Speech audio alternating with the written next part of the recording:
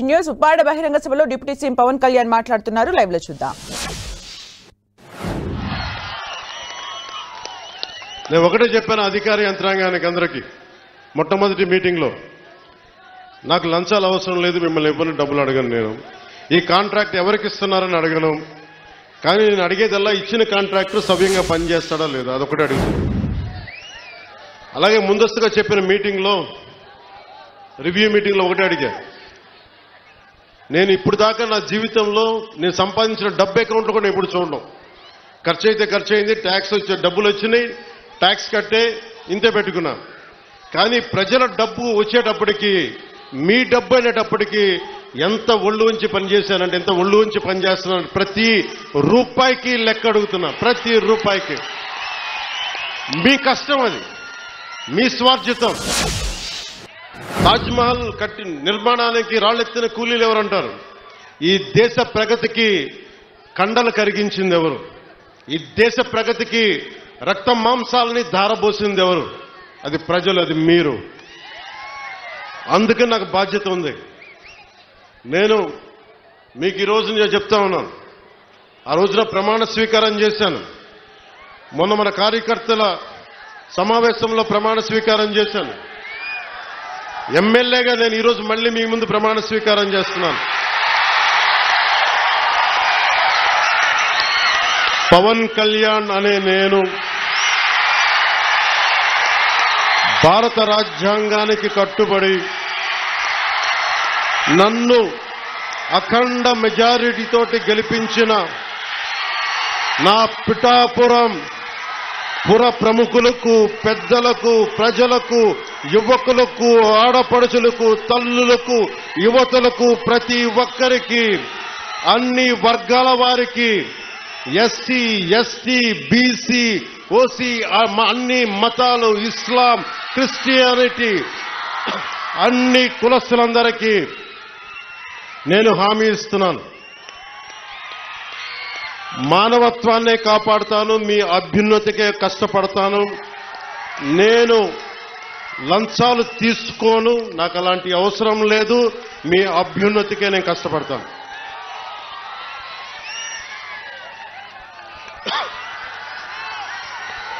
నేను చాలా రోజుల నుంచి మీకు చెప్తా ఉన్నా,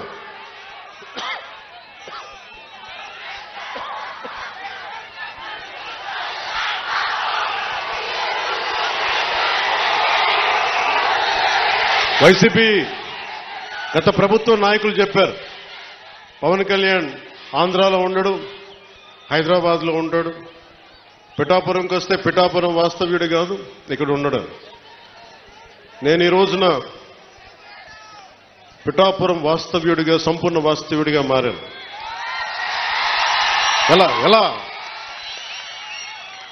ఇందాకే ఒక రిజిస్ట్రేషన్ పేపర్ సంతకం పెట్టి ఒక 3 ఎకరాలు కొని ఇప్పుడే సంతకాలు పెట్టి వచ్చాను, రిజిస్ట్రేషన్ చేసి వచ్చాను. ఆ మాట చెప్పడానికి లేట్ అయింది రావడానికి. నాకు ఒక్కటే, నేను మీకు అండగా ఉండే వ్యక్తిని. నేను మీరు చూడండి, మీరు నాకు గుప్పిడంత గుండె బలం ఇస్తే, నాకు నేను హిమాలయ పర్వతాలనంత బలంతో, తేజస్సుతోటి మన కూటమికే అండగా, విజయానికే మేమందరం అండగా పనిచేస్తాం. మీరు ఇచ్చిన స్ఫూర్తి. మీరు యువత ప్రతిసారి నలిగిపోతా ఉన్నారు. మన వెళ్తా అన్నా మాకు ఉద్యోగాలు లేవు, ఐటీ పరిశ్రమలు తీసుకురా అన్నా, మాకు పరిశ్రమలు తీసుకురా. ఇందాకెళ్తే దారి పొడవునా మాకు నీళ్లు రావట్లేదు. పక్కనే కేంద్రం మనకి గ్రాండ్ పథకంతో వచ్చే నీటి పథకాలు ఉన్నా, కానీ పక్కనే 50 అడుగులు కూడా లేని పక్కనే ఉన్న గ్రామానికి నీళ్లు రావట్లా. వీటి వెనక కావాల్సింది అధికార యంత్రాంగాన్ని కొంచెం ప్రేమగా మాట్లాడి, బాధ్యతగా మాట్లాడి, గౌరవంగా మాట్లాడే పనిచేసే నాయకత్వం కావాలి. నేను అధికారులకి, మన నాయకులందరికీ ఒకటే చెప్పాను, నేను ప్రభుత్వ ఉద్యోగి కొడుకుని, ప్రభుత్వ ఉద్యోగులకి మేము గౌరవిస్తాం. నాయకులందరికీ చెప్పాను, మీరు ఎమ్మెల్యేలుగా గెలిచి అధికార యంత్రాంగం మీద జులుం ప్రదర్శిస్తే మటుకు క్రమశిక్షణ చర్యలు ఉంటాయి. అధికారులకి చాలా చాలా గౌరవం ఇవ్వండి. ఒకవేళ తప్పేదైనా ఉంటే అది మాట్లాడే విధానం వేరే ఉంటుంది. కానీ మీరు గత ప్రభుత్వం నాయకుల్లాగా దౌర్జన్యపూరితంగా బెదిరిస్తే పార్టీ పరంగా క్రమశిక్షణ చర్యలు ఉంటాయని చాలా రివ్యూ మీటింగ్లో చాలాసార్లు చెప్పాను నేను వాళ్ళకి. ఎందుకంటే నోరు మంచిదైతే ఊరు మంచిది అవుద్దంటారు. నేను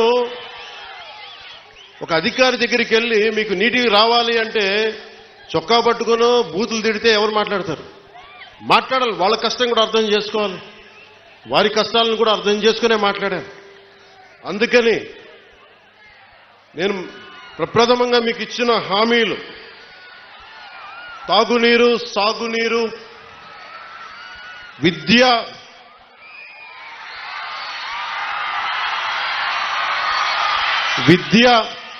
వైద్యం, ఉపాధి అవకాశాలు. ముఖ్యంగా తాగునీరుకు సంబంధించి కేంద్ర జల్ జీవన్ మిషన్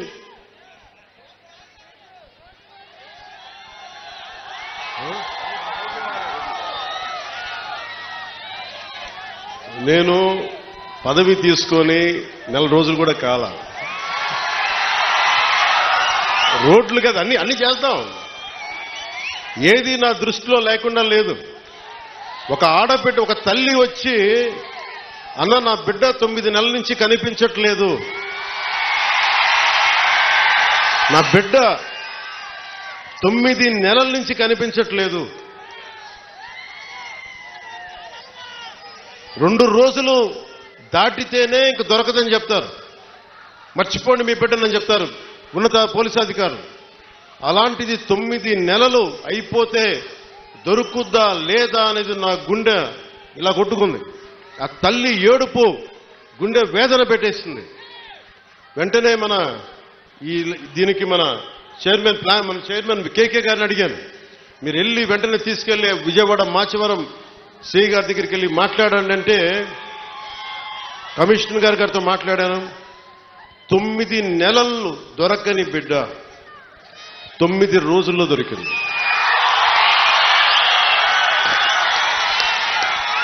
నేను ఈ 9 రోజులు నవరాత్రులాగా అయిపోయినాయి నాకు. ఆ బిడ్డ దొరుకుద్దా లేదా తల్లిని ఒకటే వేడుకున్నా.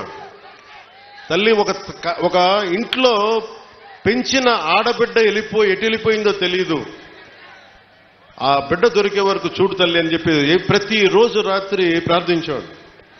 నా ప్రార్థనలు ఆంధ్రప్రదేశ్ పోలీస్ శాఖ సమర్థత, ధైర్య సాహసాలు, వారి అపార నైపుణ్యం కేరళలో చూశారు, బెంగళూరులో చూశారు. ఎక్కడ భీమవరం, ఎక్కడ విజయవాడ, ఎక్కడ జమ్మూ అండ్ కాశ్మీర్. ఆ బిడ్డ జమ్మూ అండ్ కాశ్మీర్లో దొరికింది. జమ్మూ అండ్ కాశ్మీర్ పోలీసు వెళ్ళి తీసుకొచ్చారు. ఇదే 30,000 మంది ఆడబిడ్డలు అదృశ్యం అయిపోతే ఒక్కరు మాట్లాడలే గత ప్రభుత్వం. మీరు ఎందుకు చెప్తున్నానంటే, మీరు పిఠాపురం పెద్దలు, యువత, సమస్త ప్రజానీకం, తల్లులు, ఆడపడుచులు ఒక్క వ్యక్తి వెంట మీరు నడిస్తే, మేమందరం కలిసి ఒక కూటమినే గెలిపిస్తే, మీరిచ్చిన బలం 9 నెలలు దొరకక, బిడ్డ దొరకక, ఆచూకీకి దొరకక, కడుపు ఉండలు చుట్టుకుపోయి పడుతున్న ఒక మాతృమూర్తికి మీరు ఆనందం కలిగించారు. మీరు ఇచ్చిన నిలబడినందుకు మీకు జోహార్లు, మీకు మీ అందరికీ ధన్యవాదాలు. అంటే ఇది 9 నెలలు దొరకంది 9 రోజుల్లో దొరకగలిగింది అంటే పోలీసింగ్లో తప్పు లేదు, వ్యవస్థలో తప్పులు లేవు, వ్యవస్థని నడిపించే నాయకత్వంలో తప్పు ఉంది. సరైన నాయకత్వం గనక రాష్ట్రాల్లో ఉంటే ఇలాంటి సమస్యలు చాలా తక్కువలో ఉంటాయి. నా దాకా మొన్న ఉన్నతాధికారితో మాట్లాడుతున్న మీ దాకా వచ్చి దాదాపు ఒక ఐజీ స్థాయి అధికారి చెప్తా ఉన్నారు, మీ దాకా వచ్చి సమస్య పరిష్కారం అయిందంటే కింద స్థాయిలో వ్యవస్థలు సరిగ్గా మీ అంత బలంగా పనిచేయట్లేదు, అది మేము కూడా సరిదిద్దుకోవాలని ఒక ఐజీ స్థాయి అధికారి చెప్తుంటే నాకు నిజంగా చాలా ఆనందం కలిగింది. ఆ మార్పు వచ్చింది. ఒక్కొక్క ఎమ్మెల్యేకి నాకు 70,000 నేను అనుకున్నాను, అందరూ అనుకున్నారు. పిఠాపురంలోనే పవన్ కళ్యాణ్ నెంబర్ 1 మెజారిటీ వస్తుందని అందరూ చెప్తా ఉంటే ఏమో అనుకున్నాను. నేను ఒకటే అనుకున్నాను, గెలిపిస్తే సంతోషం అనుకున్నా. సో మీరు 70,000 ఓటు పైచులకు ఇచ్చారు. నేను అడిగాను, సార్ ఇదే ఎవరో వచ్చారు నా దగ్గరికి, మీదే నెంబర్ 1 మెజారిటీ అవుతుందని అడుగుతా ఉంటే అడిగాను. మొన్న అన్నారు కదా ఇప్పుడేంటి పరిస్థితి అంటే, సారీ సార్ మీది కాదు, అటంతా వైజాగ్ ఉత్తరాంధ్ర ఏ మూలకెళ్ళినా 30,000 తక్కువ, 10,000 అసలు కనీసం 10,000 తక్కువ, ఎవరికి మెజారిటీలు తక్కువ లేవు. అది కనిష్టం. ఒక్కొక్కరికి 90,000, 98,000 ఏదో ఎంపీ ఎలక్షన్ లాగా వేశారు. అంటే ఎంత నిలబడ్డారు ఈ రాష్ట్ర ప్రజానికం, రాష్ట్ర యువత ఎంత విసిగిపోయారు గత ప్రభుత్వం మీద. మీ కోపం, మీ ఆవేదన రక్తం చిందించకుండా ప్రజాస్వామ్య విధానాల ద్వారా ఒక విప్లవాన్ని తీసుకొచ్చారు. ఒక అరాచక ప్రభుత్వాన్ని కింద కూలదోసి మీరు మట్టిలో కలిపేశారు. అంటే ప్రజాస్వామ్యం తాలూకా శక్తి, నాయకుల్లో గనక శక్తి సమర్థత ఉంటే అలాంటి 151 స్థానాలున్న ఒక ప్రభుత్వాన్ని, ఒక అరాచక ప్రభుత్వాన్ని 11 స్థానాలకి కుదించారంటే ప్రజాస్వామ్యం తాలూకు అత్యంత గొప్ప లక్షణం. అది మీరు పాల్గొనుంటేనే విదేశాల నుంచి, పక్క రాష్ట్రాల నుంచి రైళ్లు, బస్సులు, ఎక్కడో హైదరాబాద్ నుంచి, బెంగళూరు నుంచి, పిఠాపురం కూడా ఓట్లు మార్పించుకునే వ్యక్తులు ఉన్నారు. ఎందుకంటే మేము ఉన్నాం ఇక్కడ, బంధువులేవో మనకు వాళ్ళక ఇల్లు వదిలేసి వెళ్ళిపోయారు వేరే ఊర్లకి. తిరిగి వచ్చి వాళ్ళ స్వస్థలాలకు వచ్చి, పిఠాపురంకి వచ్చి, మాకు 5 ఓట్లైనా సరే మా 5 ఓట్లు మేము ఇక్కడ రిజిస్టర్ చేయించుకుంటామని చెప్పి రిజిస్టర్ చేయించుకొని కూటమికి నిలబడ్డారు. అసలు ఈ అఖండ మెజారిటీలు మన స్పీకర్ మన అయ్యన పాత్రుడు గారు మాట్లాడుతూ, ఎన్టీ రామారావు గారు పార్టీ పెట్టిన సమయంలో కూడా గెలిచాం కానీ ఇంత మెజారిటీలు మేము ఎప్పుడూ చూడలేదు, ఆ ఘనత మీకే దక్కింది. అంటే మీకు ఇంత అద్భుతంగా మీరు, అంటే ఈ తరం, ఒక పెద్ద తరం ఆడపడుచులు, యువతులు మీ కోపం, మీ ఆవేదన ఓట్ల రూపంలో మళ్లించి ఈ కూటమి, తెలుగుదేశం, జనసేన, భారతీయ జనతా పార్టీ ప్రభుత్వ కూటమిని గెలిపించినందుకు మీకు చేతులెత్తి 2 చేతులెత్తి మీకు నమస్కరిస్తున్నాను. ఈ ఉపోద్ఘాతం అంతా ఎందుకు చెప్పాను, ఇందాక రోడ్ల గురించి అడుగుతూ ఉన్నారు మీరు. అంటే ఒక 9 నెలల సమస్యనే పరిష్కరించగలిగిన వాళ్ళం ఒక ఆడబిడ్డ పోతే, రోజువారీ మనం నడిచే రోడ్లని మేము వేయమా, చెయ్యమా? గత ప్రభుత్వ నాయకులు ఏం చెప్పారు, వీళ్ళు రాగానే పెన్షన్లు కూడా ఇవ్వలేరు. మరి ఏం చేశాం? మొదటి తారీఖుకి మొత్తం ఇచ్చేసాం, 90% ఇచ్చాం మనం. మొదటి తారీఖుకి 5,000 కాదు 6,000 ఇస్తే చాలన్నా మేము దివ్యాంగులు అంటే 6,000 కాదు 15,000 ఇచ్చాం. మీరు ఊహించండి ఎంత. అంటే ఇది నేను ఎందుకు కూటమి అలయన్స్ అని ఎందుకు తపన పడేవాడిని అంటే, ఒక దేహానికి ఒక రక్తనాళం సరిపోదు, ఒక దేశానికి ఒక నది చాలదన్నట్టుగా ఈ రాష్ట్రానికి 5 కోట్ల మంది రాష్ట్రానికి చాలా పార్టీలు, చాలా మంది నాయకులు కలిస్తే తప్ప ఈ సమస్యని అప్పుల ఊబిలోకి నెట్టేసి, రాష్ట్ర విభజన తర్వాత డబ్బులు లేకుండా అయిపోయిన రాష్ట్రానికి, అప్పుల ఊబిలో నెట్టేసిన రాష్ట్రానికి చాలా మంది కమిటెడ్ నాయకులు కలిస్తే తప్ప దీని ఈరోజు అభివృద్ధి రాదు అనేది నాకు ప్రగాఢమైన విశ్వాసం. ఆ విశ్వాసం, ఆ నమ్మకం చాలా పదే చెప్తాం. మనకి వర్మ గారు కూడా ఉన్నారు, తెలుగుదేశం అధినాయకులు, శ్రీ గౌరవ ముఖ్యమంత్రి శ్రీ నారా చంద్రబాబు నాయుడు గారు. ఆయన అపారమైన అనుభవం ఎందుకు కావాలని అడిగానంటే, మొదటి తారీఖు పెన్షన్లు రావాలి అంటే రాష్ట్ర ఆర్థిక లావాదేవీల్ని ఆయన అర్థం చేసుకున్నంత నేను కూడా అర్థం చేసుకోలేను. ఆయన సమర్థత కావాలి, ఆయన అనుభవం కావాలి. ఆయన్ని మేమందరం కలిపి వచ్చినందుకే ఆయన అనుభవమే ఈ రోజున మొదటి తారీఖు నేను గెలిపించగలిగాను, అందరినీ ముందుకు తీసుకురాగలిగా. అడ్మినిస్ట్రేటివ్ ఎక్స్పీరియన్స్ గౌరవ ముఖ్యమంత్రి శ్రీ నారా చంద్రబాబు నాయుడు గారికి ఉండటం, ఆయన దక్షత, మొదటి రోజు అందరికీ ఒక్క విలేజ్ వాలంటీర్ సహాయం లేకుండా ఇది. ఒక్క విలేజ్ వాలంటీర్స్ లేకపోతే మేము పథకాలు రావని చెప్పారు. మొత్తం ప్రభుత్వ శాఖనే వాడారు, అందరూ గ్రామ సచివాలయాలనే వాడారు.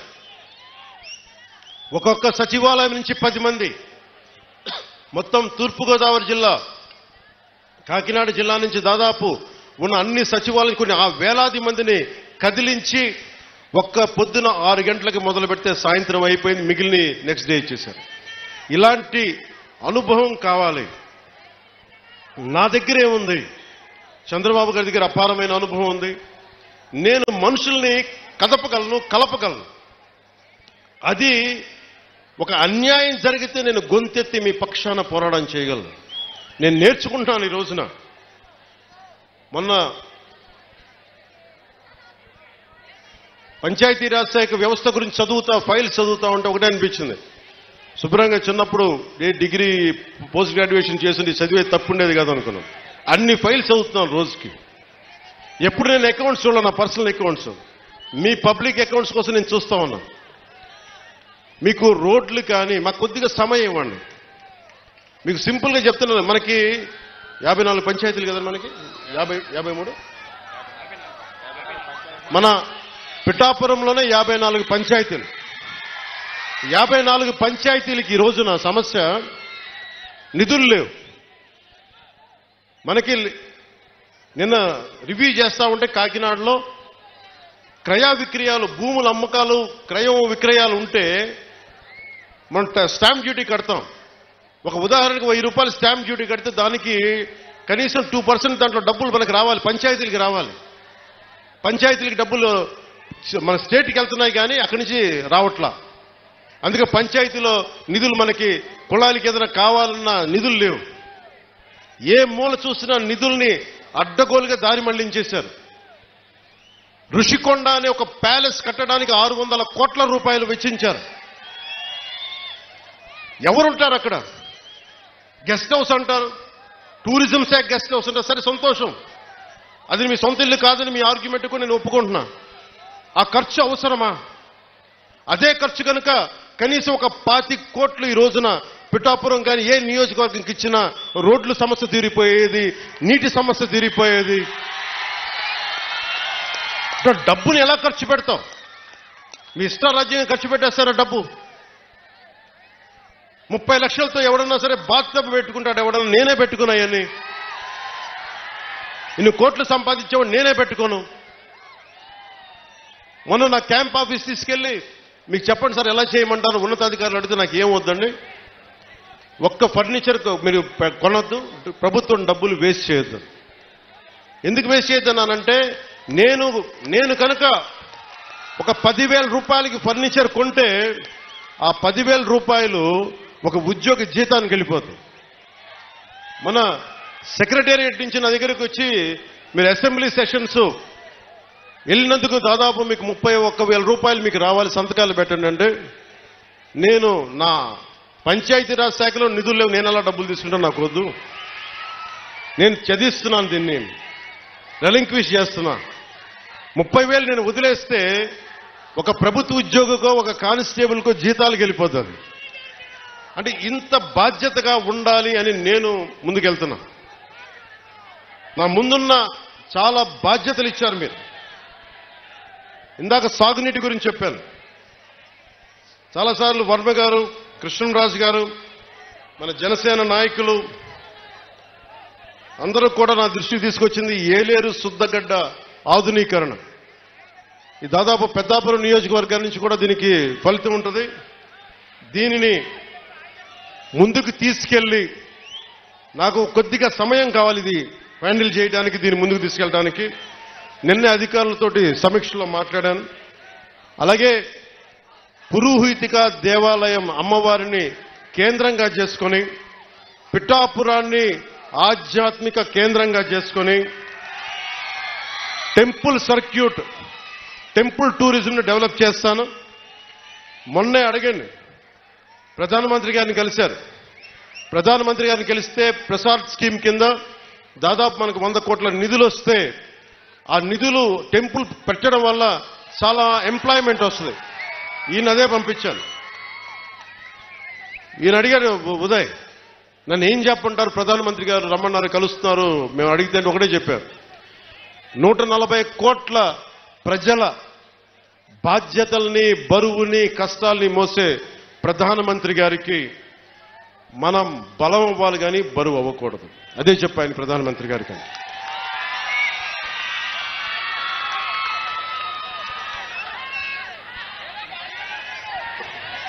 అలాగే మనకి పిఠాపురంలో సెరికల్చర్ ఉంది. ప్రతిసారి చిత్తూరు కానీ లేదంటే మనకి ఆ ముడిసరుక్కి మదనపల్లి హనుమాన్ జంక్షన్కి వెళ్లాల్సి వస్తుందని చెప్పి నా దృష్టిలో ఉంది. దానిని ఇక్కడ చేసే ఆప్టిమైజింగ్ సెంటర్, రీలింగ్ సెంటర్ని ఇక్కడే ఏర్పాటు చేస్తాం. దాని గురించి కూడా మాట్లాడుతూ ఉన్నాం. అలాగే ఉత్పత్తిలో విత్తనాలు మరియు బహుళ పంటలకు సంబంధించిన చాలా డిమాండ్ ఉందని కాబట్టి ఇక్కడే విత్తన కేంద్రం ఏర్పాటు చేయాలి. దాని తగ్గ ఏర్పాట్ల గురించి కూడా అధికారులతో మాట్లాడుతూ ఉన్నాను. దుర్గాడ గ్రామంలో మాకు మిర్చిని కొట్టే థ్రాషింగ్ ఫ్లోర్ కావాలి అంటే దాన్ని కూడా ముందుకు తీసుకెళ్తా ఉన్నాం. గొల్లప్రోల్లో హార్టికల్ ఉద్యాన పంటలు ఎక్కువ, దానికి కోల్డ్ స్టోరేజ్ని మాటిచ్చాను, అది చేసి పెడతాను. ముఖ్యంగా మనకి ఈ పశువుల సంత ఉంది ఇక్కడ, అది నాకు తెలిసి ఈ రోజు నుండే ఆ పని మొదలవ్వాలి. ఎందుకంటే నిన్నే ఎగ్జిక్యూటివ్ మనకు ఆర్డర్ వచ్చింది, జీవో వచ్చింది, అది ప్రారంభించాం. అది నిన్నే అధికారులు వచ్చి నా దగ్గర చూపించారు. అలాగే మన ఉప్పాటి నుంచి వస్తా ఉంటే పొందాక కూడా కనిపించింది మన Kotagummam junction railway gate flyover, అందరు ఆగిపోతా ఉన్నా, నాకు బాధగా ఉంది. ఉదయ్కి ఒకటే చెప్పాను, నేను ఇప్పటిదాకా ప్రధానమంత్రి గారిని ఉప ముఖ్యమంత్రి స్థానం తర్వాత వెళ్ళి కలవలం. నేను ఆయన కలిసినప్పుడు మొట్టమొదటిగా అడిగేది మన కోటగుమ్మం జంక్షన్ రైల్వే గేట్కి ఒక ఫ్లైఓవర్ కావాలి. ఆల్రెడీ దాని గురించి పని మొదలు పెట్టేశాను. నేను అడిగింది ఏంటంటే ఎంతకాలం పడద్దని అడిగాను. సంవత్సరంన్నర, సంవత్సరం 8 నెలలు కాదు, నాకు సంవత్సరం లోపు అయిపోయేలాగా ఏం జరగాలో చెప్పండి, ఎవరిని కదిలించాలో చెప్పండి, కేంద్రం ఢిల్లీకి వెళ్తే ఎవరితో మాట్లాడాలో చెప్పండి, నేను మాట్లాడతాను, డబ్బులు తీసుకొస్తాం. ఇది మీరు అనుకున్న దానికంటే కూడా చాలా తొందరగా కోటగుమ్మం రైల్వే జంక్షన్ ని మీకు ట్రాఫిక్ అంతరాయం లేకుండా వచ్చే బాధ్యత మేము తీసుకుంటాం, అది చేసి పెడతాను. అలాగే ఆసుపత్రి, మన కమ్యూనిటీ హెల్త్ సెంటర్ ఉంది, పొద్దునే పని మొదలు పెట్టాం. ఇది చాలా తక్కువ కాలంలోనే ఒక సూపర్ స్పెషాలిటీ హాస్పిటల్ గా దీన్ని తీర్చిదిద్దుతాం.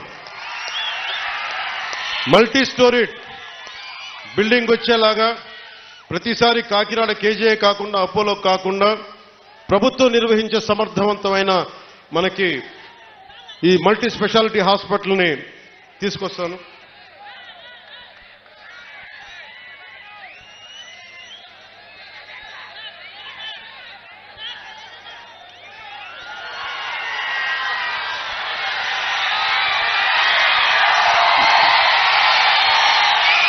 పొద్దున్నే ఉప్పాడ తీర ప్రాంతం కోతకు గురవుతా ఉందని వెళ్ళి చూసి వచ్చాం. అసలు మనకున్న ఈ సముద్ర తీరానికి సంబంధించి కేంద్ర రీసెర్చ్ ఇన్స్టిట్యూట్ ఒకటి ఉంది, వారితో కూడా సమీక్ష చేశాను. సరిగ్గా 18 నెలల లోపు ఆ తీరం కోతకు గురయ్యేది ఆపి మన ఉప్పాడ నుంచి కాకినాడ వరకు అత్యంత అందమైన ఒక కోస్టల్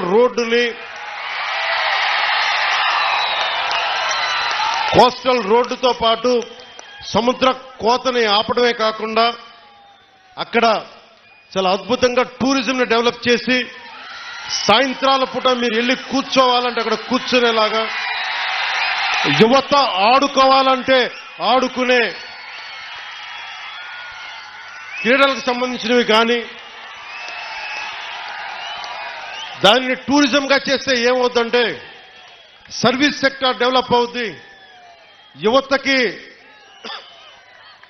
వేరే ఊర్లకు వెళ్లకుండా ఇక్కడే ఉపాధి అవకాశాలు వచ్చేలాగా ఆ మొత్తం 11 నుంచి 13 కిలోమీటర్ల తీర ప్రాంతం అది.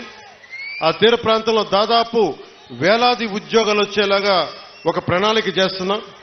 అది ఆల్రెడీ మాట్లాడా. దానికి సంబంధించిన మాస్టర్ ప్లాన్ ఎప్పుడైతే మీరు పిఠాపురంలో నన్ను నుంచో పెట్టారో నేను ఆ రోజు నుంచే మొదలు పెట్టాను. వారితోనే మాట్లాడా. దానికి సంబంధించి రాష్ట్రానికే సంబంధించి అసలు ఉప్పాడ తీర ప్రాంతానికి సంబంధించి ఆ ప్రణాళిక ఈ వచ్చే వారం సోమవారంలో కానీ మంగళవారం కానీ దాని డాక్యుమెంట్ ఒకటి రిలీజ్ చేస్తాం. ఇది ఎందుకు చెప్తున్నానంటే నేను ఇక్కడికి రాలేదు గెలిచిన తర్వాత వెంటనే ఎంత పని చేశానో చెప్పడానికి ఇదంతా చెప్తున్నాను. అలాగే నేను ఈ రోజున ఎంత తపన పడుతున్నారంటే కాకినాడ SEZలో మన పిఠాపురంలో 8,000 ఎకరాలు ఉంది. ఇక్కడ పరిశ్రమలు రావాలి. మన భూములు మనకి SEZ నిర్వాహకులకు ఇచ్చాం. అలాగే సమస్యలు ఉన్నాయి, కొన్ని భూములు కోల్పోయారు. వారికి కూడా ఈరోజు నేను ఉప ముఖ్యమంత్రి హోదాలో ఉండి మీకు చెప్తున్నాను, మీ సమస్యకి ఒక సరైన పరిష్కారం వెతికే దిశగా నేను మీతో చర్చలు జరుపుతా ఉన్నాను. చర్చలు జరిపి మీకు పరిష్కారం వెతికి ఆ పరిశ్రమలో యువతకి ఉపాధి వచ్చే పరిశ్రమలను తీసుకొచ్చే బాధ్యత మన కూటమి ప్రభుత్వం తీసుకుంటుంది. మీరు ఎవరెవరినో నమ్మారు. ఈసారి నన్ను నమ్మండి, మమ్మల్ని నమ్మండి అని నేను అడిగినా, చంద్రబాబు గారు అడిగినా, నరేంద్ర మోదీ గారు అడిగినా మీరు నమ్మారు. మీరిచ్చిన నమ్మకాన్ని మేము వమ్ము చెయ్యం. 10 సార్లు నేను వెళ్ళి సభలు పెట్టాను, చెప్పాను, బిడ్డ పోయింది తీసుకొచ్చి తల్లికి అప్పచెప్తాను. సమస్యలు రోడ్లు లేవు, రోడ్లు వేయిస్తాం. సెరికల్చర్ కావాలి, సెరికల్చర్ తీసుకొస్తాం ఇక్కడికి. మనకి కూర్చోబెట్టి రీలింగ్ సెంటర్ కానీ. అలాగే మనకి ఇన్ని సంవత్సరాలు మనకి ఉప్పాడ తీర ప్రాంతాన్ని ఎవరు సమస్యను తీర్చలేకపోయారు. కానీ దీన్ని వర్మ గారు కృషి చేశారు. మిగతా ఎవరు కృషి చేసినా దీన్ని చాలా డిపార్ట్మెంట్స్ కదిలించాలి. మీరిచ్చిన 164 మన అసెంబ్లీ స్థానాలు, 21 పార్లమెంటు ఎంత బలం ఇచ్చింది ఆంధ్రప్రదేశ్ కంటే. ఎల్లి మనం ఒక మాట, మేము ఆంధ్రప్రదేశ్ నుంచి వచ్చాం, తెలుగుదేశం, జనసేన, భారతీయ జనతా పార్టీ కూటమి ప్రతినిధులు అంటే ఒక్కొక్క కేంద్ర నాయకత్వం, మంత్రి మీకేం కావాలో చెప్పండి, మేము ఎలా చేయాలో చెప్పండి. మాకు అంత గుండెలు ఎత్తుకొని ఉన్నారు, మనకి గుండెలు ఓపెన్ చేసి మరి మాట్లాడుతా ఉన్నారు. ఇలాంటి సువర్ణ అవకాశాన్ని మీరు మాకు ఇచ్చినందుకు మీరు ఈ ఎన్నికలకే కాదు, కనీసం ఒక దశాబ్దంన్నర మీరు మమ్మల్ని గుండెలు పెట్టుకునేలా పాలిస్తాం. మీకోసం గుండెల్లో పెట్టుకునేలాగా. ఒకసారి కొన్ని సమస్యలు అడుగుతున్నారు, అన్న మాకు ఐటీ పరిశ్రమ కావాలి, అన్న మాకు రోడ్లు వేసేయాలి, అన్న మాకు ఈ సమస్యలు ఉన్నాయంటే ఒకటే చెప్పారు, ఇది నేను అల్లావుద్దీన్ అద్భుత్ అయిపోయాం కాదు. రాగానే భూతం వచ్చి జీ హుజూర్ ఏం చేయమంటామంటే అవి తీసుకురాని చిటికేస్తే రావు పనులు. ఒక 9 నెలలు కనిపించిన ఆడబిడ్డ మిస్ అయితేనే 9 రోజులు పట్టింది. అలాంటిది ఇన్ని సమస్యలకి, ఇన్ని కోట్ల మంది సమస్యలకి మా అందరికీ కొంచెం సమయం కావాలి. ముందుగా ప్రప్రథమంగా మేము పెట్టుకుంది ఆంధ్రప్రదేశ్ గౌరవ ముఖ్యమంత్రి, తెలుగుదేశం పార్టీ అధినాయకులు శ్రీ చంద్రబాబు గారు, నేను కూర్చొని ఒకటే అనుకున్నాం, ఆర్థికంగా లోటు ఉన్న రాష్ట్రాన్ని మనం ఎలా తీసుకురావాలి. నా గుడ్ ఆఫీసెస్ వాడతాను. ఈ రోజున మనం ఎన్డీఏ ప్రభుత్వం ఉందంటే కూడా మనం ఎంతో బలం ఇస్తే ఈ రోజు ఎన్డీఏ కూడా అది బలమైంది. ఇవన్నీ పెట్టుకొని ఆంధ్రప్రదేశ్కి నిధులు తీసుకొచ్చే బాధ్యత గౌరవ ముఖ్యమంత్రి చంద్రబాబు నాయుడు గారు, అలాగే మీ గుండెల్లో ఉండే నేను దీని బాధ్యత ముందుకు తీసుకెళ్తాను. మీరు గుండెల్లో పెట్టుకుంటే దశాబ్దం పాటు ఏ పదవి లేకుండా నడిపించేశారు. మీరు ఎంత శక్తివంతులు నాకు అర్థమైంది. ఏ మూలకెళ్ళినా యువత సీఎం అని అరుస్తుంటే చాలాసార్లు అరిచేవాళ్ళు ఇక్కడే. ఇక్కడే కదా అరిచింది మొదట, ఇక్కడేనా?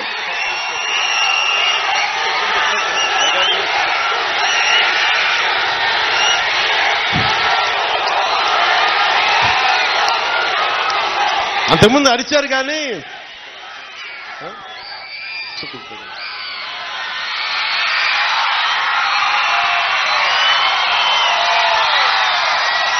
అప్పుడు ఇంకా కూటమిని పూర్తి స్థాయిలో అనౌన్స్ చేయలేదనుకోండి, మీరు సీఎం అంటుంటే సరే మీరు కోరుకుంటే అలాగే జరుగుతాను. కానీ పురోహితిగా తల్లి ఏం చెప్పిందంటే, నన్ను సీఎం కాదు కానీ నువ్వు డిప్యూటీ సీఎం అవుదు కానీ నా మాటను. అలాగే తల్లి, నువ్వు ఏది ఇస్తే అంత. నువ్వు పదవి ఇవ్వకపోతే గడప మీద సేవకుల్లా పనిచేస్తా, పదవి ఇస్తే బాధ్యతతో పనిచేస్తా. అది నువ్వు ఎమ్మెల్యేగా నుంచోబెట్టు, కార్యకర్తగా నుంచోబెట్టు, లేదంటే నీకు ఒక ఏం చేయమంటావు తల్లిది. నేను తల్లికి పాదాల దగ్గర ఉండేవాడిని. తల్లి ఏ బాధ్యత చెప్తే ఆ బాధ్యత నెరవేరుస్తాను. అలాంటి మీ శక్తి ఈ రోజున మీరు అనుకున్న శక్తి డిప్యూటీ సీఎంగా చేసింది. ఇది అందరూ అడుగుతున్నారు, ఎలా ఉంది డిప్యూటీ సీఎం అయితే? నాకు రెండు తెలియదు. నాకు అపజయం తెలియదు, విజయం తెలియదు. అలాగే నాకు పదవి ఉన్నప్పుడు ఎలా ఉంటుందో తెలియదు, పదవి లేనప్పుడు ఎలా ఉంటుంది. నేను అన్నిట్లో ఎప్పుడు సామాన్యంగానే ఉంటాను. పదవి లేనప్పుడు రాజాలాగే ఉన్నా, పదవి ఉన్నప్పుడు కూడా రాజాలాగే ఉన్నా. ఎందుకు ఆ మాట అన్నాను మీ గుండెల్లో అంటే, ఏ రాజ్యాంగం రాసింది, ఏ రాజ్యాంగం రాసింది ఒక వ్యక్తిని మీ గుండెల మీద పచ్చబట్టు పొడిపించుకోమని? ఏ రాజ్యాంగం రాసింది ఒక ఆడబిడ్డ అన్నా అని ప్రేమగా పిలిచే పదం ఆత్మీయత? ఏ రాజ్యాంగం రాసింది ఒక తల్లొచ్చి నాన్న నా కొడుక అని చెప్పి ఆప్యాయతగా మాట్లాడేది?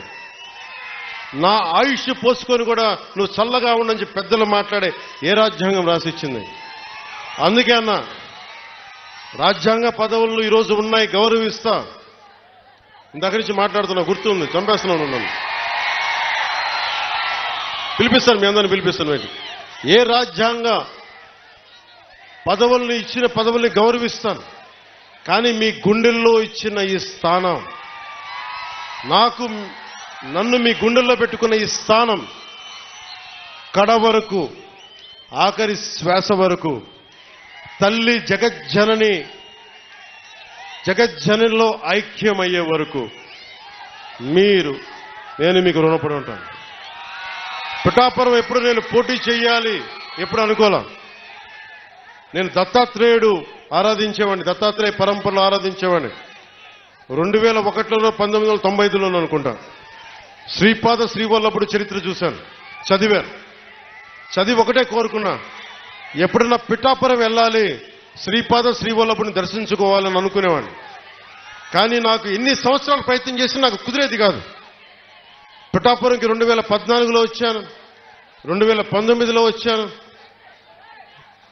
ఎమ్మెల్యేగా పోటీ చేస్తే తప్ప శ్రీపాద శ్రీవల్లభుడు దాని దగ్గరికి తీసుకురాలి. అలాంటి శ్రీపాద శ్రీవల్లభుడు సాక్షిగా మీ అందరికీ నేను రుణపడి ఉంటాను.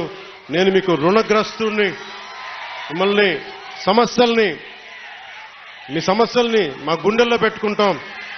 మేము ఒక్కరం కాదు, ఇక్కడ పెద్దలు వర్మ గారు ఉన్నారు, యువ నాయకులు కృష్ణరాజు గారు ఉన్నారు, జనసేనకి ముందుండి నడిపిస్తున్న జనసేన నాయకులందరూ పేరు పేరున ఉన్నారు.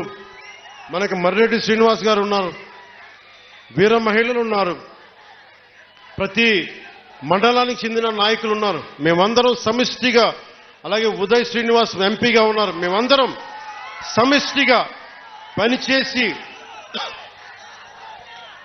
ఈ 5 సంవత్సరాలు అయిపోయే లోపు మళ్ళీ కూటమి గెలుపు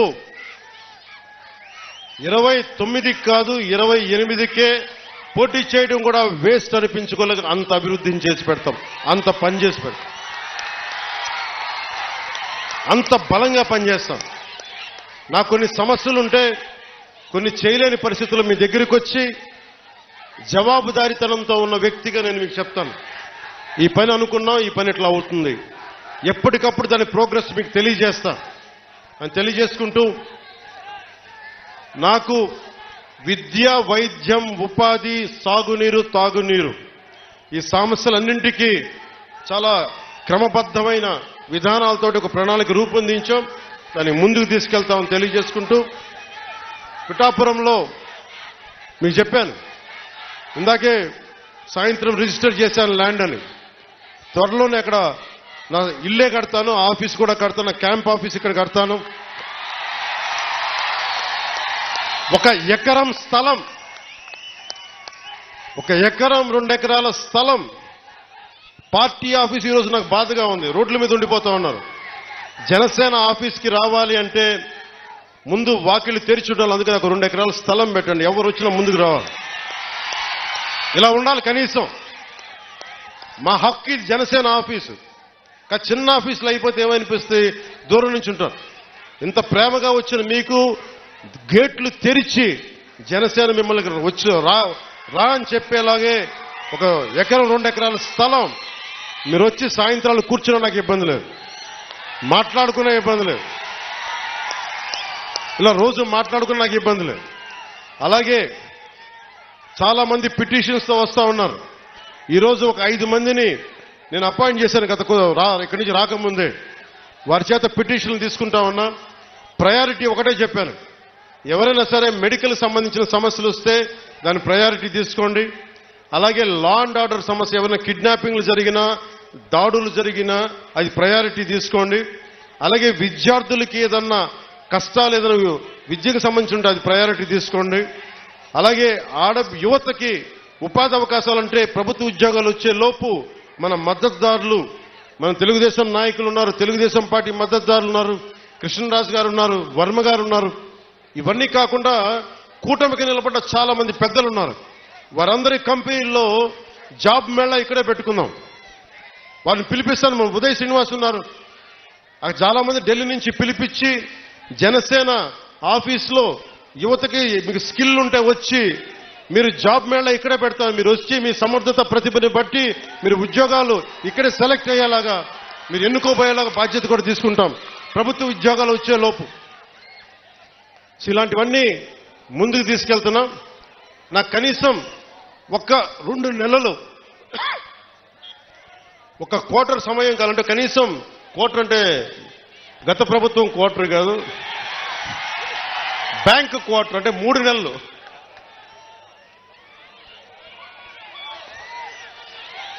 ఆ మందు ఇంకా అమ్ముతున్నారా వాళ్ళు? ఇంకా అమ్ముతున్నారు. అబ్కారీ శాఖ మంత్రి కొల్లు రవీంద్రబాబు గారిని అడగలిగిన పరిస్థితి. ఇంకా వాళ్ళు మందు అమ్ముతున్నట్టున్నారు కదా. ఇంకా అంటే మరి ఏదో కొత్త మధ్య విధానం తీసుకొచ్చే వరకు తప్పదు అనుకుంటాం. దొరకట్లేదండి. సరే, ఈ లోపు దయచేసి ఎవరన్నా తాగాలని మైండ్ సెట్తో ఉంటే దయచేసి దాన్ని ఆరోగ్యాలు కాపాడుకొని తాకండి. అదొకటి నా విన్నపం.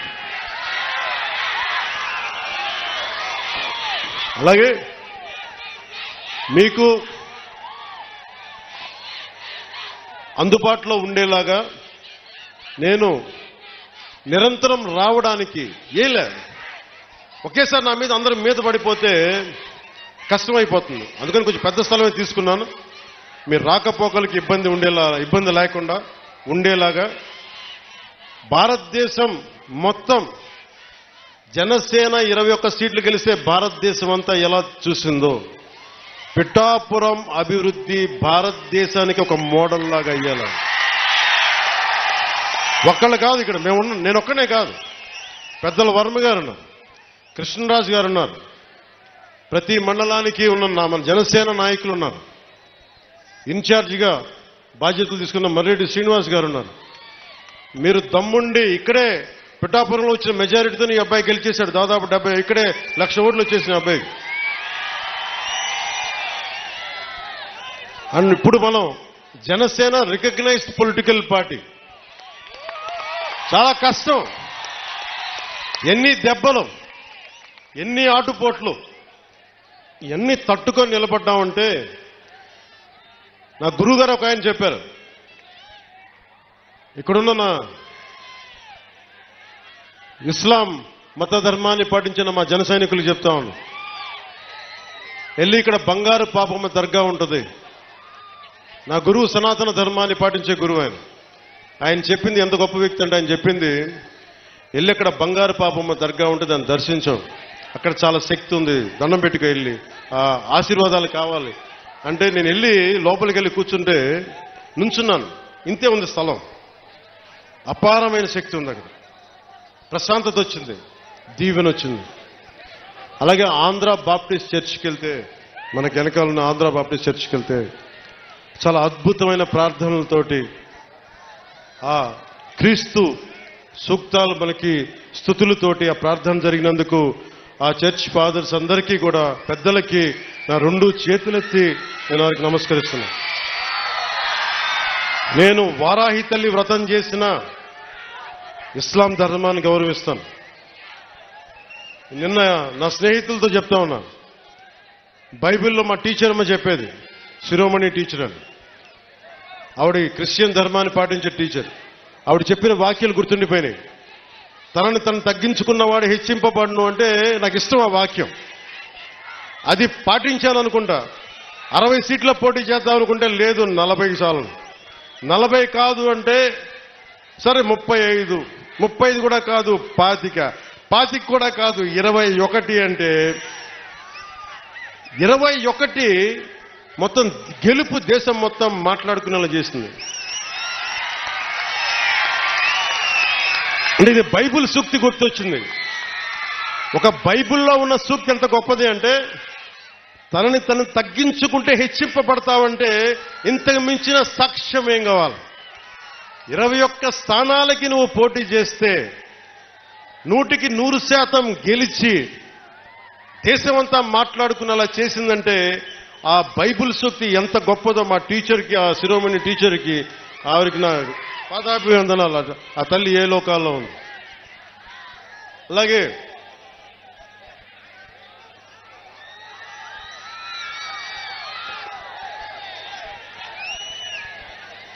ఉప్పాడ సభకు పెట్టుకున్నప్పుడు నేను చాలా బలమైన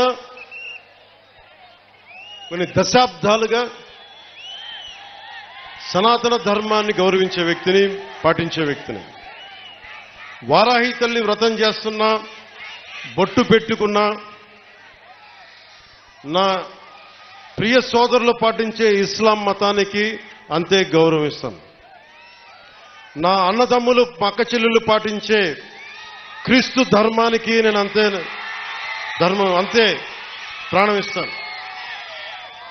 భగవంతుణ్ణి మనం రకరకాలుగా ప్రార్థించుకోవచ్చు. ఒకరు అల్లా అనొచ్చు, నేను ఈశ్వరి తల్లి వారాహి అనొచ్చు, మీరు జీసస్ అనొచ్చు. అన్ని దారులు, భిన్నమైన దారులు ఒక దారికి చేరటానికి అని తెలియజేసుకుంటూ, సర్వ మతాలు సమ్మేళనం ఈ నేల తల్లికి, పిఠాపురం నేల తల్లికి మొక్కుతూ మీ అందరికీ దారి పొడవుతా ఇక్కడ అభినందనలు పలికిన ప్రతి ఒక్కరికి, అన్ని మండలాల్లోని ప్రజలకి, 53, 54 పంచాయతీల ప్రజలకి, అన్ని మండలాల ప్రజలకి 2 చేతులెత్తి మీకు శిరస్సు వంచి మేము నమస్కరిస్తున్నాం. ఈ మేలు మర్చిపోలే, గుండెల్లో పెట్టుకుంటాం. మీరు గర్వించేలాగే పనిచేస్తాను, కష్టపడే పనిచేస్తాను. నా విజయం కోసం ఎక్కడెక్కడి నుంచో వచ్చిన పని చేసిన ప్రతి ఒక్కరికి పేరు పేరున, కొన్ని లక్షల పేర్లున్నాయి, పేరు చెప్పలేకపోతున్నాను, కానీ నాకు అందరి పేర్లు నా గుండెల్లో ఉన్నాయి. మీ అందరికీ పేరు పేరున ధన్యవాదాలు. జన సైనికులు, మా ఆడబిడ్డలు, వీర మహిళలు, గృహిణులు, పెద్దలు, ఏం తిరిగారు మీరు, ఏమి తిరిగారు? ఎండనక వాననక విపరీతమైన ఉష్ణోగ్రతలో కష్టపడి మీరు తిరిగి గెలిపించినందుకు ఈ నేల రుణం తీర్చుకుంటాం. సరే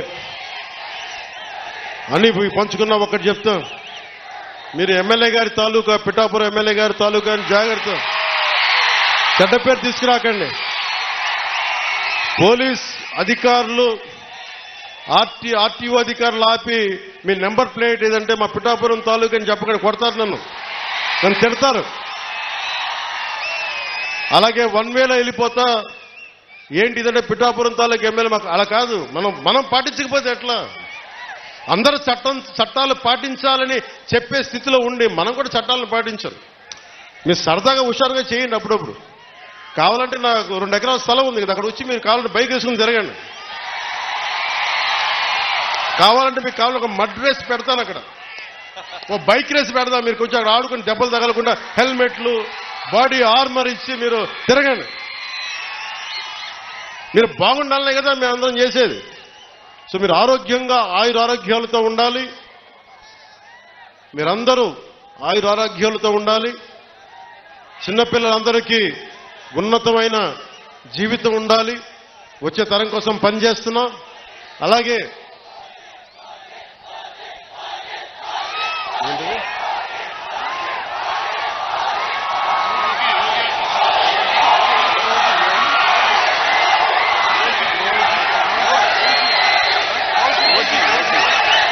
ఓజీయా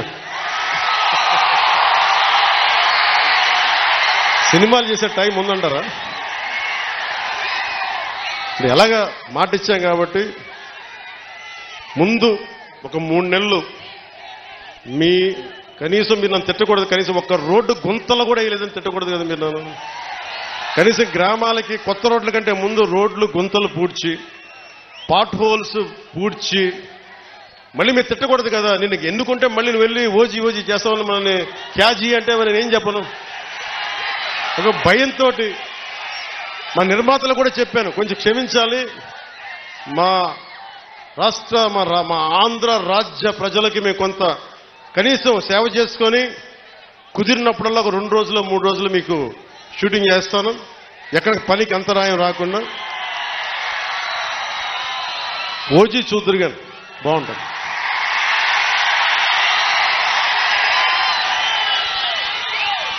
అలాగే మీరు చెప్తున్నారు, దయచేసి మీరు మనం గెలిచాం కదా అని చెప్పి గత ప్రభుత్వ నాయకుల్ని కానీ వారి కార్యకర్తల్ని కానీ దయచేసి దాడులు కానీ ఇవన్నీ చేయకండి, వారిని హింసించకండి. కనీసం సోషల్ మీడియాలో పోస్టులు కూడా పెట్టకండి. వాళ్ళు చేసిన తప్పు మనం చేయదు ఎవరిని. ఎందుకంటే మరీ చట్టాలని అధిగమించి కొంతమంది చేసి ఉండొచ్చు. అది పెద్దలు పివి నరసింహారావు గారు చేసినట్టుగా చట్టం తన పని చేసుకుపోతుంది. అందుకని మనం మటుకు దయచేసి ఎవరిని కక్ష సాధింపు చర్యలకి తీసుకురాకండి, అది మనకి మంచిది కాదు, మనం చేయొద్దు. అందుకని మీ అందరికీ సర్వం ఇప్పుడు సుఖం కలగాలి, మీరందరూ క్షేమంగా ఇంటికి వెళ్ళాలి. నాకంటే వయసులో ఉన్న మీ ఇంట్లో ఉన్న పెద్దలందరికీ నా పాదాభివందనాలు తెలియజేయండి. మా జనసేన నాయకులందరికీ పేరు పేరున ధన్యవాదాలు తెలుపుకుంటూ, ప్రత్యేకించి వర్మ గారికి 2 చేతులెత్తి నా కృతజ్ఞతలు తెలుపుకుంటూ, మా కృష్ణరాజు గారికి కృతజ్ఞతలు తెలుపుకుంటూ, మర్రెడ్డి శ్రీనివాస్ గారికి నా కృతజ్ఞతలు తెలుపుకుంటూ, వాళ్ళు ఒకటే అడిగాను, నేను అందరినీ ముఖ్యంగా జన సైనికుల్ని కలుస్తాను, వీర మహిళల్ని కలుస్తాను. నాకు ఆఫీస్ ప్రాంగణం పెద్ద అయ్యే వరకు కొద్ది రోజులు వెయిట్ చేయండి. నేను మిమ్మల్ని అందరినీ కలిసి మిమ్మల్ని అభినందించి మీకు థ్యాంక్స్ చెప్పుకునే బాధ్యత, మీతో కలిసి భోజనం చేసే బాధ్యత నేను తీసుకుంటాను. అలాగే మా disciplinary committee chairman Shri Ajay గారికి, రాష్ట్ర నలుమూలల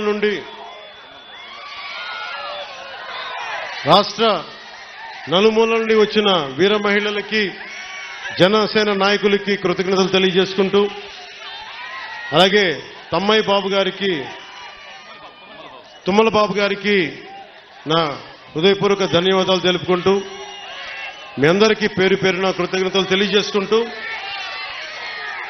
మాట్లాడటం కంటే కూడా పని చేయడం ఇస్తూ నన్ను పని చేసుకొని ఇవ్వండి.